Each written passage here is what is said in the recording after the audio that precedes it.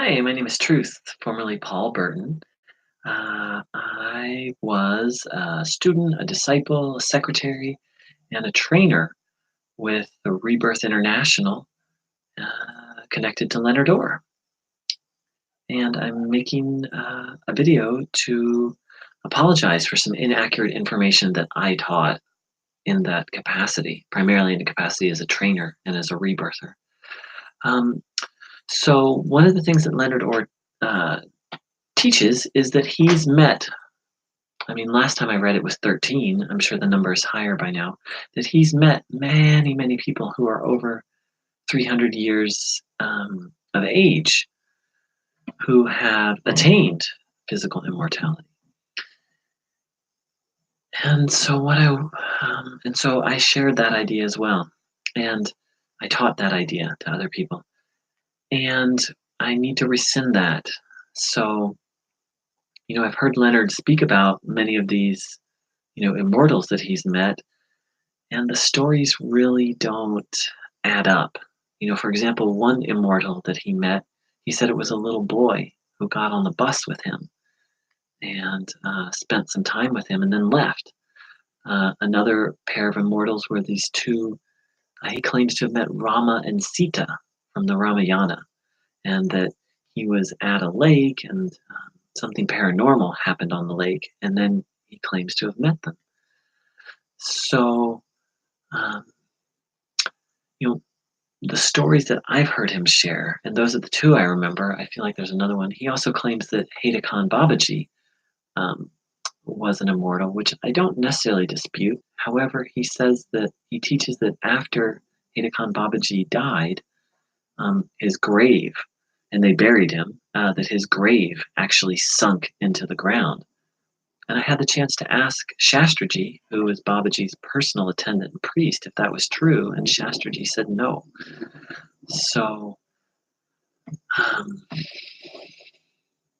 so those are the stories of the particular immortals that I'm aware of. That he said he actually said he met Jesus, and that was an encounter that lasted for really a few seconds. Um, and so, what's the problem with stories like this is, they don't really have any substance to them. They don't really have, a boy on a bus, a couple by a lake with where a paranormal experience occurred beforehand. That doesn't mean they're immortal. That doesn't mean that they are who they think they are. For example, the boy on the bus, he said, was Barterji, this person who's supposedly 2,000 years old. So, um, the other problem with these stories is that Leonard Orr claims that all the immortal yogis he's met practice a specific set of practices called fire, air, water, and earth, which he teaches. However, that's just not true. The boy on the bus didn't offer any teachings, and neither did alleged Rama and Sita. And Heda Khan Babaji didn't practice rebirthing breath work. So there's two things.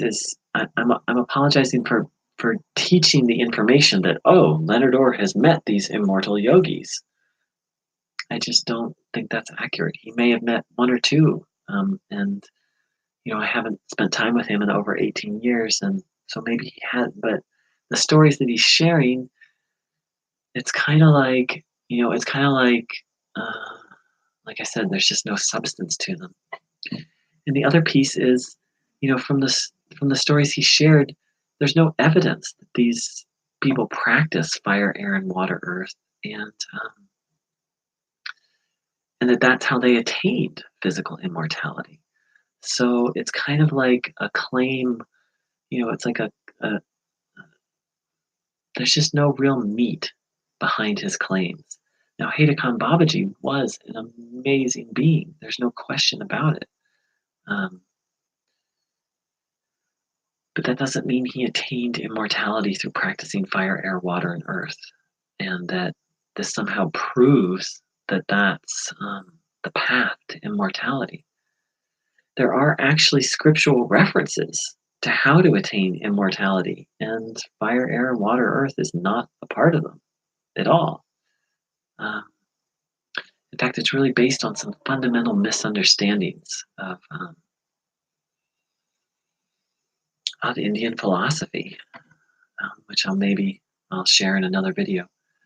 So, but for now, I just wish to really apologize that yeah, those claims just really don't have any basis or foundation in them. And maybe in the last 18 years, he's met someone that has some more convincing proof to it. Um, but none of the stories that I've heard him tell really have any. Um, there's no reason to believe that he's actually met any immortals, not based on what he shared. Thanks so much. My deep apologies for passing along the impression that he had met immortal yogis. I personally believe they exist. I just don't really, nothing he shared really offers any compelling evidence that he's really met any of them. And of course, the one yogi that he claims is the ultimate proof for what he's saying actually experienced physical death. So, thanks so much. If you have any questions, comments, please feel free to post them.